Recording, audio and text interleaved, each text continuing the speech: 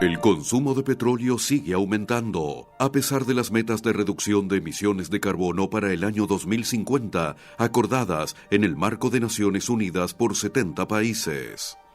El consumo del petróleo va a continuar por muchos años una vez más, porque los principales consumidores de petróleo crudo es el sector transporte, no solamente los automóviles, pero el ferrocarril comercial, turbocombustibles para los aviones.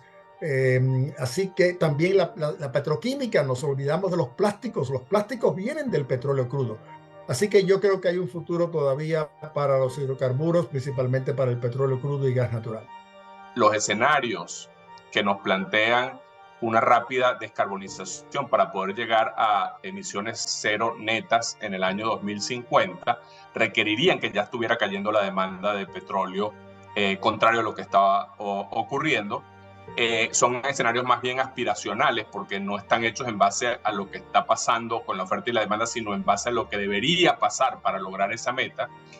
Y los escenarios que se refieren más a digamos, el crecimiento económico y lo que viene ocurriendo en la economía mundial, plantean que vamos a llegar a una meseta de demanda de petróleo en los próximos años y luego va a empezar a caer, pero no sabemos cuándo.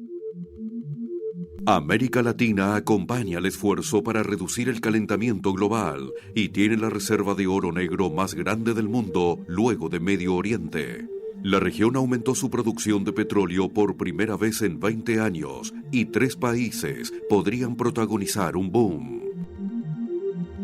Guyana es uno de los países más pequeños de Sudamérica y era uno de los más pobres hasta que en 2015 el gigante petrolero estadounidense ExxonMobil descubrió la primera de las reservas probadas de crudo en las profundidades del Océano Atlántico.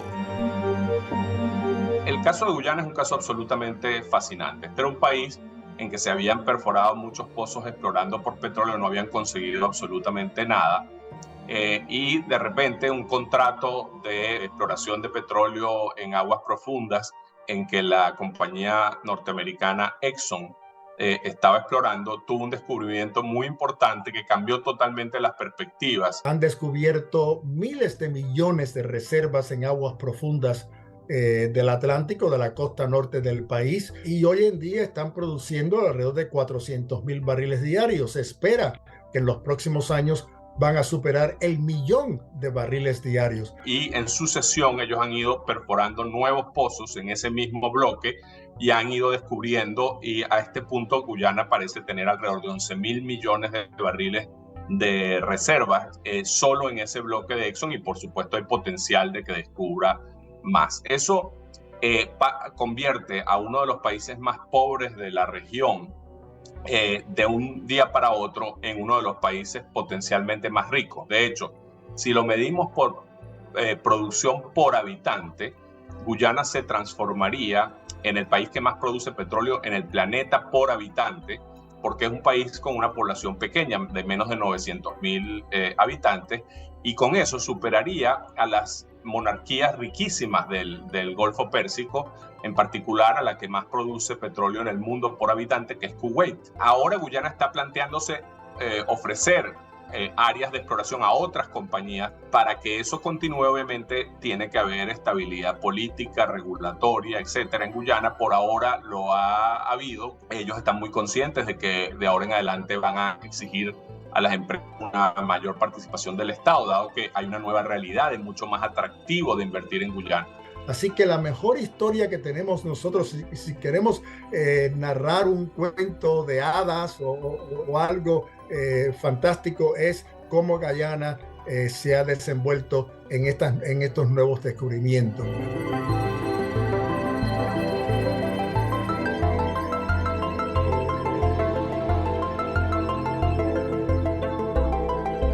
Brasil tiene la economía más grande de Latinoamérica. Hace 20 años no podía producir ni siquiera para su consumo interno, pero durante los años 90, el presidente Fernando Henrique Cardoso privatizó parcialmente Petrobras, que ejercía un monopolio estatal, abriendo el negocio a la inversión privada. Una sorpresa para muchos de nosotros es que ahora uno de los principales productores de petróleo crudo en el mundo es Brasil, con 3.4 millones de barriles diarios. La combinación de todos esos cambios institucionales con los precios altos en la primera década de este siglo hicieron que Petrobras en particular, pero también las empresas privadas, invirtieran mucho en exploración en costa afuera, en aguas profundas en Brasil, y tuvieran suerte y descubrieron estos yacimientos del área que llaman el Presal, que han puesto a Brasil en el mapa petrolero del mundo. Y mientras Brasil antes producía prácticamente todo su petróleo o en tierra o en aguas someras, ahora Brasil está produciendo casi buena parte y va cada vez más a producir su petróleo en aguas profundas, que son unos yacimientos de altísima productividad. Es costoso desarrollar los proyectos, pero una vez que los desarrollan, como la producción por pozo es altísima, suelen tener costos relativamente competitivos y además menor intensidad de carbono, que eso se transforma en algo súper importante durante la transición energética, que es que los pozos y los proyectos que tengan menos intensidad de emisiones en su producción obviamente van a tener una ventaja sobre aquellos que tengan emisiones más altas. Ese es el país abanderado en América Latina. Recuerda que Venezuela por muchos años llegó a producir 3 millones de barriles diarios. Hoy en día Venezuela produce menos de 800,000 barriles diarios.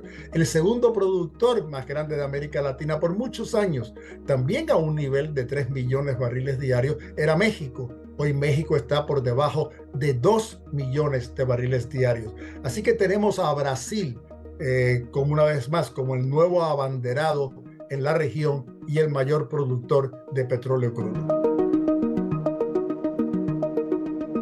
Entonces Brasil está en una posición envidiable, va a seguir subiendo su producción durante esta década, las proyecciones varían, pero en todo caso pareciera que de aquí al año 2030 Brasil puede incrementar significativamente de sus más de 3 millones de barriles que produce hoy a cerca de 5 millones de barriles diarios. O sea que el cambio en la historia ha sido realmente impresionante, cómo Brasil se ha transformado en el gran productor de hidrocarburos de América Latina. Venezuela es el país con mayor potencial debido a que tiene la mayor cantidad de reservas del mundo. Los expertos lo calculan en 300,000 barriles de petróleo crudo pesado, mientras que Argentina también está frente a una enorme oportunidad. Argentina tiene una gigantesca oportunidad, porque Argentina tiene este yacimiento gigantesco de petróleo no convencional, es el yacimiento de Vaca Muerta, y básicamente este es un petróleo que tiene muy poco riesgo geológico, es decir, no hay que gastarse una fortuna en explorar, se sabe que está allí. Lo que hay es que tecnológicamente extraerlo con esta tecnología que llaman fracking, que es una mezcla de fracturación del yacimiento, fracturación hidráulica con agua a muy alta presión. Eso obviamente lo que está es replicando un éxito increíble que hubo en el estado de Texas, que hoy en día produce más petróleo que nunca en su historia, después de que había caído muchísimo la producción con métodos convencionales. Ahora, hoy en día, Texas es otra vez el productor de petróleo más grande de los Estados Unidos.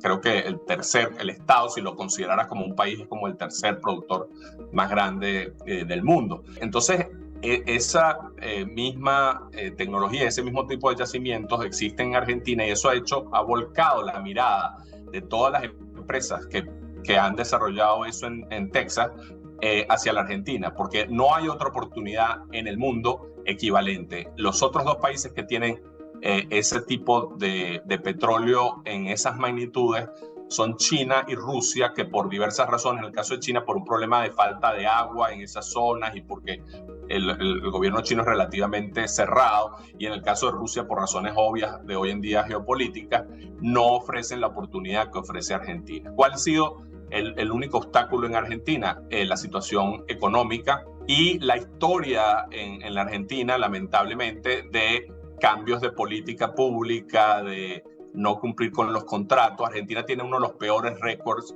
en la región, y la región tiene un récord ya relativamente malo de respeto a los contratos y a los derechos de propiedad en el sector petrolero.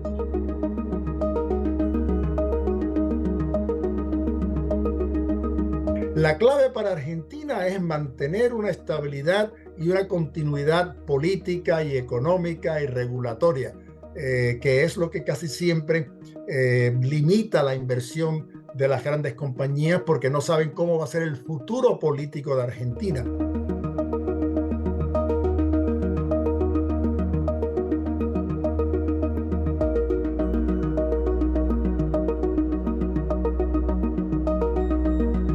Si bien se prevé que Argentina va a incrementar su producción de manera importante, tanto de petróleo como de gas, con respecto a lo que podría ser, con respecto a su potencial técnico, me temo que va a ser bastante menor de lo que podría ser. Para ponértelo de otra forma, si ese mismo yacimiento estuviera en Texas, con todas esas mismas características, estaría produciendo muchísimo más petróleo de lo que produce hoy en día en Argentina. Pero Argentina, yo creo que va a lograr desarrollar al menos parcialmente este yacimiento a pesar de los obstáculos económicos y políticos.